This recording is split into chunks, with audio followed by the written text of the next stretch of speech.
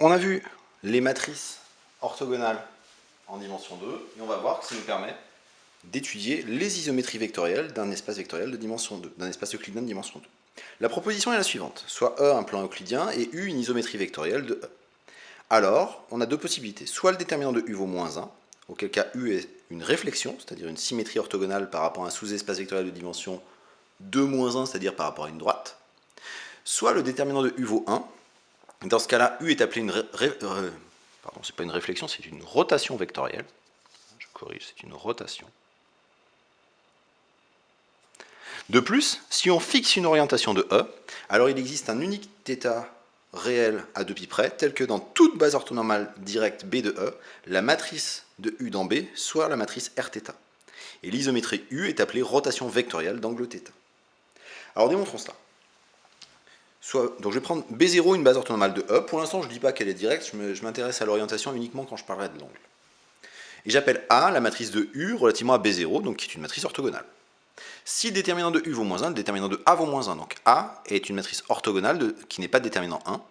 Donc il existe un θ dans R tel que A s'écrit Sθ, cosinus θ, sinus θ, sinus θ moins cos θ. Je vais calculer le polynôme caractéristique de U pour voir qu'on a affaire à une symétrie. Le polynôme caractéristique de U, c'est le polynôme caractéristique de A, c'est le déterminant de lambda moins cos θ moins sinus θ lambda plus cosinus θ, ce qui fait lambda carré moins cosinus carré θ moins sinus carré θ, ce qui fait lambda carré moins 1.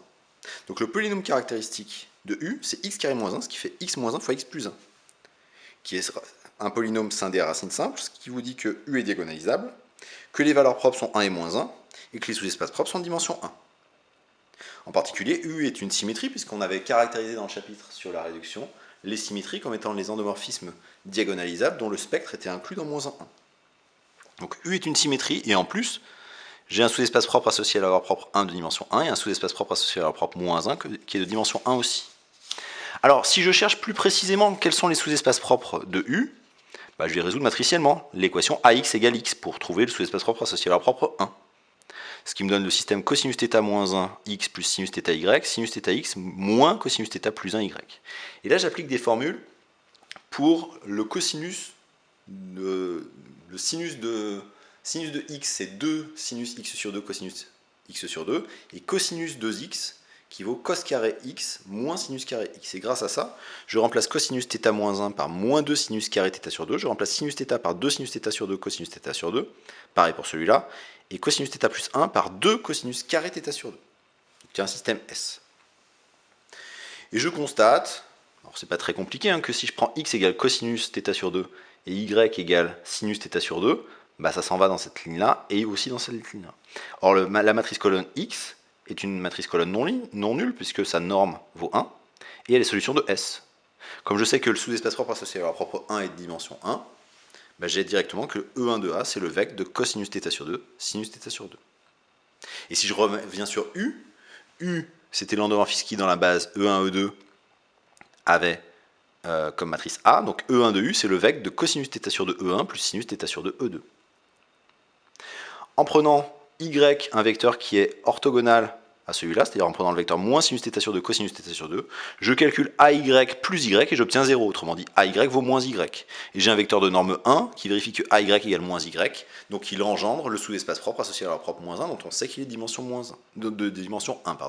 Donc E1 de E moins 1 de A, c'est le vecteur de moins sinus θ sur 2 cosinus θ sur 2. Et si je reviens pour l'endomorphisme U, E-1 de U, c'est le vecteur de moins sinus θ sur 2 E1 plus sinus θ sur 2 E2, qui est l'orthogonale de E1 de U. Ce qui signifie que U est une symétrie orthogonale par rapport à E1 de A, puisque c'est la symétrie par rapport à E1 de A, parallèlement à E-1 de A, qui est l'orthogonale de E1 de A. Alors si je fais un dessin, pour la réflexion par rapport à E1 de U, c'est que si j'avais la base E1, E2, U de 1, c'était un vecteur qui avait pour coordonnées cosinus θ E1 plus sinus θ E2. Donc en gros, le θ, c'est l'angle qui est ici. U de E2 a pour coordonnées sinus θ et moins cosinus θ. Donc c'est le vecteur qui est là, U de E2.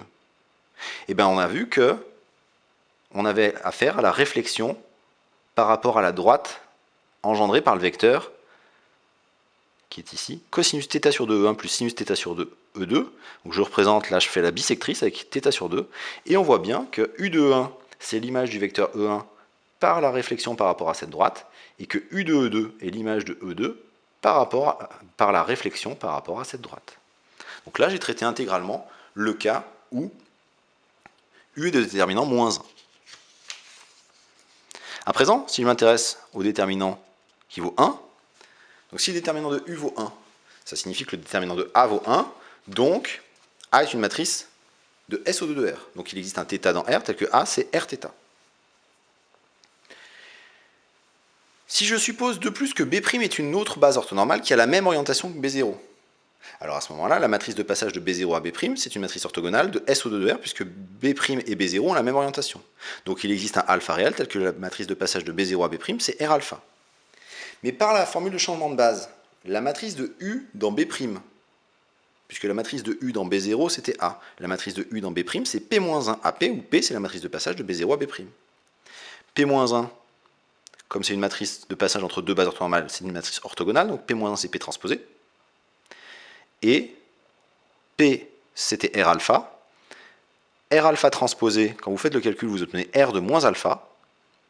Et là, comme SO2 de R est commutatif, bah vous pouvez changer. Et puis R moins alpha fois R alpha, ou R moins alpha c'est R alpha moins 1. Tout se simplifie, ou ça vous pouvez dire qu'on additionne, ça fait R indice moins alpha plus θ plus alpha. Toujours est-il que ça fait Rθ. Autrement dit, la matrice de U dans B0, c'est la matrice Rθ, mais en fait, la matrice de U dans n'importe quelle base B' orthonormale qui a la même orientation que B0, c'est Rθ. Donc la matrice de U dans toute base orthonormale ayant la même orientation que B0, c'est la matrice Rθ. Ainsi, si on fixe que B0 est direct, ça par convention arbitrairement, alors dans toute base orthonormée directe B', la matrice de U dans B', ce sera Rθ. Alors si je regarde, je prends E0, E1, U de E1, c'était cos θ fois E1 plus sinus θ E2, ce qui veut dire représenter l'angle θ ici. Et U de E2, c'était moins sinus θ pardon, E1, donc le moins sinus θ, le sinus θ, vous voyez, il est ici, donc moins sinus θ comme abscisse, moins sinus θ ici, plus cosinus θ E2, donc on voit bien U de E2. Donc on voit bien cette notion de rotation d'angle θ que vous connaissez depuis longtemps. E1 est transformé en U de 1 en faisant une rotation d'angle θ, et E2 est transformé en U de E2 en faisant une rotation d'angle θ aussi. Grâce à ça, on connaît maintenant toutes les isométries vectorielles d'un espace de dimension 2. On regarde le déterminant. Si le déterminant vaut moins 1, c'est que c'est une réflexion. Et à ce moment-là, pour chercher la droite par rapport à laquelle on a une réflexion, on résout AX égale X, tout simplement. Alors attention que la matrice d'une réflexion va changer, la matrice va changer selon la base, y compris la base directe ou indirecte dans laquelle je me place. Si je change de base orthonormale, la matrice va changer. Alors que si j'ai une matrice de déterminant, si j'ai une isométrie vectorielle de déterminant 1, ce sera la matrice d'une rotation, et dans n'importe quelle base directe, la matrice de cet endomorphisme sera la même, ce sera la matrice Rθ. Alors on pourra se demander en exercice quelle sera la matrice d'une rotation si je change l'orientation et que ma base directe, je la transforme comme je dis qu'elle est indirecte. On verra que ça peut changer, ça va changer en fait l'angle de la rotation. Mais on verra ça en exercice.